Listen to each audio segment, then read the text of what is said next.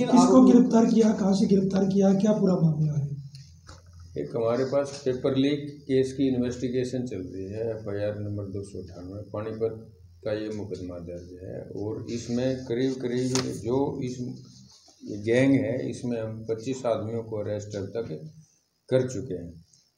कुछ गैंग के जो अलग अलग हर स्टेप पे जो काम करते थे, कोई सोल्वर टीम थी, कोई हैकर टीम थी, कोई गैंग मेंबर्स थे, कोई मीडिएटर थे, दलाल थे, या कुछ जो कैंडिडेट थे, उन सब को स्टेप बाय स्टेप हमने अरेस्ट किया है सभी को। और उसमें काफ़ी सारे बच्चों के नाम और गैंग लीडर्स के नाम आए हुए थे। उसी सीरीज़ में हमने राज सिंह अलियास राज तेवतिया, ये पलवल का रहने वाला है, इसको गिरफ्तार किया है। इस पे हमने STF की तरफ से ही 1 लाख रुपए का हरियाणा सरकार ने इसके ऊपर इनाम रख रखा था। जो ये इस गैंग का सबसे मुख्य आरोपी है, ये बहुत तगड़ा हैकर है। और ये हैकिंग जो करवाता है, ये हैकिंग रसिया से करवाता है। ये पूरे के पूरे जो कंपनी एग्ज़ाम लेने आती है उसका एक सर्वर होता है, ये उस सर्वर को ही हैक कर लेता था। तो उस सर्वर हैक करने से पूरी की पूरी लैब इसके कब्जे में आ जाती थी। फिर ये जिसका चाहे उस लैब में उसका रिमोट एक्सेस करके बाहर से ही पेपर सोल्व करवा सकते थे। तो इस टाइप से इसका एक बहुत अलग तरीका जो ये आउट ऑफ कंट्री रसिया से करवाता था। और एक दूसरा आरोपी इसमें पकड़ा है जो गैंग मेंबर्स में से ही है, जो जिसकी लैब है, पार्टनरशिप है लैबों में, कई सारे लैबों में कई सारे बच्चे लगवा रखे हैं। बिजली बोर्ड में वो कार्यरत है। तो सचिन भिवानी का रहने वाला है। एक उसको गिरफ्तार हमने इस मुकदमे में किया है। राज सिंह तेवतिया 7 दिन के पुलिस रिमांड पर है और सचिन 5 दिन के पुलिस रिमांड पर। सर, राज सिंह तेवतिया, उसके संपर्क कैसे बने रसिया में? इसकी एक ट्रैवल की एजेंसी थी। तो ये ट्रैवल की एजेंसी में ये जब गोवा घूमने गए हुए थे, तो एक लड़की थी नतानिया रसिया नाम की, मतलब रसिया से थी, उससे इसके संपर्क हो गए, इसकी मित्रता होगी। तो वो फिर जब नेक्स्ट टाइम आई तो उसके साथ कुछ और भी ट्रैवल एजेंसी थी, तो उसके कुछ फ्रेंड भी आए। तो फिर इनकी आपस में बातचीत होगी। और ये ऑफलाइन ऑनलाइन एग्ज़ाम्स का अपने यहाँ चलता था। तो उन्होंने कहा भाई हम किसी भी कंप्यूटर को, मोबाइल को, लैपटॉप को हैक कर देंगे, कभी भी ज़रूरत हो। तो वहाँ से ही इनका वो मेल मिलाप स्टार्ट हो गया था इस टाइप से। और इसने फिर बात करके ये इन्होंने लैब वगैरह सेटल कर ली अपनी, और रसिया से ये लैबों को हैक करवाने लगे। कितने पैसे क्या लेन देन रसिया में लोग एक संपर्क ये एक लैब को हैक करवाने के लिए 20 लाख रुपए देते थे रसिया में, जो देता था। और ये फर्दर अपनी जो इसकी जो 12-13 लैब हैं खुद की हैं, उनको तो हैक करता ही करता था। उसके अलावा भी ये क्या करता था, जो दूसरे गैंग मेंबर्स हैं, दूसरे साथी हैं, जैसे और कोई भी अलग अलग लोगों ने लैब करवा रखी है, तो उनको भी हैक करके दे देता था। उसके हैकिंग के पैसे रसिया वालों को दे देता और उसमें से कमीशन इसका ये अपना खुद निकाल देता था। कौन कौन सी लैब इन्होंने हैक की और कहाँ कहाँ की लैब इन्होंने हैक की? करीब करीब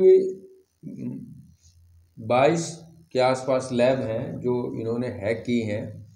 और वो अपनी 3-4 लैब सोनीपत में है, पानीपत में है, करनाल है, कुरुक्षेत्र है, फरीदाबाद है, राजस्थान, उदयपुर, बीकानेर, जयपुर है।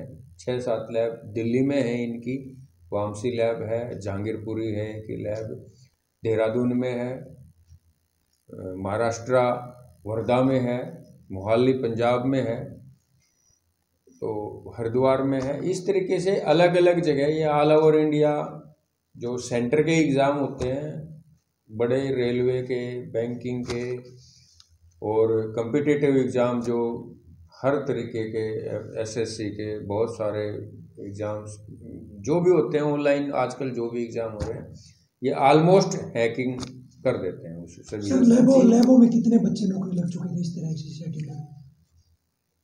करीब करीब इनको याद नहीं है। जैसे ये राज तेवतिया का मेन काम हैकिंग का होता था। हैकिंग करके फर्दर ये जो कॉन्ट्रैक्टर, जो गैंग मेंबर्स हैं, उनको दे देता था। जो कैंडिडेट्स का डाटा है वो उनके पास है। इसका काम था लैब को हैक करके। ये माने कि हजारों के करीब युवाओं को नौकरी लगवाई होगी। ज़्यादा इसके साथ हजारों कॉन्ट्रैक्टर जुड़े होंगे इस प्रकार से। इसके करीब करीब 40 से 50 के बीच में कॉन्ट्रैक्टर हैं जिनकी जो लैबों में पार्टनर हैं वो इनसे जुड़े हुए हैं। सर सोनीपत की मुख्य लैब कौन सी है जो इसके संपर्क में थी? रायत बहारा लैब है अपनी गोहाना में है, मुरथल लैब है, DIMT है, एक BIT लैब है, सोनीपत की ये मेन सी लैब है। सर बात करें मोहाली में कि किस रेट पे ये लैब बिकता था, अब तक जो सबसे महंगी लैब कौन सी बताई गई है? मोहाली की काफ़ी बड़ी लैब है जिसमें ये रोबिन का पार्टनर है। रोबिन इसका पार्टनर है और उस लैब में उसका करीब 7 लाख रुपए पर मंथ का किराया है। सचिन की जो लैब चलाता था सचिन भी यही सेम ये हैकिंग वगैरह ये कर देते थे, या जो IT हेड होते थे जो सोकी और रोबिन जो अपने तो इससे राज तेवतिया से नीचे की जो लाइन में है वो इसकी तरह सर्वर को और लैब को हैक नहीं करते थे, क्योंकि ये काफ़ी कई बार कॉस्टली भी पड़ता है क्योंकि रशिया से करवा रहे हैं। यदि कैंडिडेट ज़्यादा होते थे किसी लैब में इनके किसी भी एग्ज़ाम में तो ये लैब हैक करवाते थे। यदि कैंडिडेट कम है, 2 ही 4 कैंडिडेट आ रहे हैं उस लैब में, तो वो उसको मैनुअली जो इनका IT हेड बैठा है वो उसको मैनुअली वहाँ अंदर से रिमोट एक्सेस। सर बिजली विभाग में किस पद पर किस जगह है सर? ये क्लर्क के पद पे है और पंचकुला इसकी ड्यूटी है। ये भी क्या सेटिंग से लगा था इस तरह लैब में टेस्ट? अभी इसकी पूछताछ की है। इसके आज पुलिस रिमांड लिया गया है 5 दिन का। तो जैसे भी अभी इसकी इंटेरोगेशन चली रही है, जो भी इंटेरोगेशन में बात आएगी वो आप लोगों को सचिन पे भी कोई नाम था? सचिन पे कोई नाम था? नहीं, सचिन पे कोई इनाम नहीं है। बाकी जो साथी हैं क्या उनसे संपर्क की कोशिश की गई है? हाँ, जो रशिया में जो इसके साथी हैं वो फ्रिक्वेंटली वो इंडिया आते रहे हैं और इसके साथ रुक जाते हैं। ये भी रशिया गया हुआ है उनके पास। तो उन सब चीज़ों का जो पासपोर्ट डिटेल है उनके नाम है, जो होटल्स में ठहरे हैं, उन सब चीज़ों की एविडेंस हम कलेक्ट कर रहे हैं। सर भारत सरकार के माध्यम से क्या रशिया में भी कोई सबूत जुटाने के लिए पहुंचे? हाँ, उसका RCN जारी करवाया जाएगा और जो भी एम्बेसी के थ्रू रेड कॉर्नर इशू करवाया जाएगा। हमारा एक्यूज्ड है, तो जैसे भी ये डिपोर्ट का या जो भी इंटरनेशनल सिस्टम में जो भी प्रोसीजर बनेगा उसको फॉलो करें। सर तेवतिया कुछ सामान भी बरामद हुआ है, कुछ डॉक्यूमेंट्स या कुछ सिस्टम से? हाँ, कुछ रिकवरी हुई है इससे, कुछ डॉक्यूमेंट्स वगैरह की रिकवरी है, कुछ और हैं, वो बाकी इन्वेस्टिगेशन का पार्ट है। सर फर्दर चलता रहेगा। अभी तक आप लोगों ने कितने आरोपियों को गिरफ्तार किया है? क्या किसी की जमानत भी हुई? इस केस में 25 आरोपियों को गिरफ्तार हम कर चुके हैं, लेकिन एक सिंगल आदमी की भी पिछले 5-5.5 महीने से कोई जमानत नहीं हुई है, क्योंकि इसमें हमने जो सबसे मेन फोकस एविडेंस कलेक्शन का रहा है। जो हमने काफ़ी सारी एविडेंस इन एक्यूज के गिरफ्तार की हैं। 2 के कम से 20 आदमियों का हम चालान, इसमें 19 आदमियों को चालान चार्जशीट वो कोर्ट में दाखिल कर चुके हैं। तो ये 4-5 हैं, इनकी चार्जशीट बाकी बचती है, वो भी। सर अभी तक जितने भी आरोपी पकड़े गए हैं इनसे कुछ धन की भी रिकवरी हुई है? नहीं, इनकी प्रॉपर्टी की डिटेल ली जा रही है, बैंक अकाउंट्स लिए जा रहे हैं, उनको सीज करवाया जा रहा है। जो भी कंसर्न्ड रेवेन्यू ऑफिसर हैं, तहसीलदार, SDM जिस भी स्टेट के जिस भी जगह के, उन सब से इनकी प्रॉपर्टी के, बैंकिंग के और जो भी इन्होंने ले रखी है उसको सीज करवाने का और उसको वो खातों की डिटेल लेने का और फिर प्रॉपर्टी अटैच करवाने का वो काम हम साथ में प्रोसीडिंग चली हुई है। जिस प्रकार से पूरे देश भर में इनका नेटवर्क था, तो अभी कितने लोगों के और जुड़े होने की उम्मीद जताई जा रही है?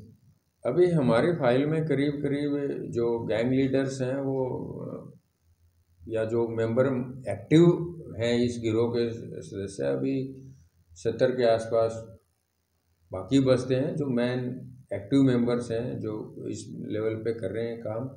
और उसके बाद काफ़ी सारे जो बेनिफिशरीज हैं जिनको इन्होंने नौकरी लगवाया है, उनको जब ये सारी चीज़ें एविडेंस या हर चीज़ हमारे पास फाइल पे अभी लाने लग रहे हैं, जो एग्ज़ाम एजेंसी है, टेस्टिंग एजेंसी है, उससे डाटा लेने लग रहे हैं, उसकी फोरेंसिक एनालिसिस वगैरह चल रही हैं।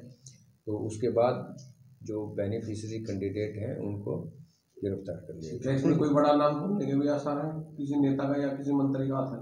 नहीं, ये इतने लेवल पे नहीं, किसी ने हो सकता है वैसे अपने पर्सनल लिंक से किसी ने करवा दिया हो तो ठीक है, अदरवाइज़ कोई हमारे सामने ऐसी बात नहीं आई है। कोई डायरेक्ट वो बाद की बातें हैं, वो कैंडिडेट किसके थ्रू आते हैं। Thank you.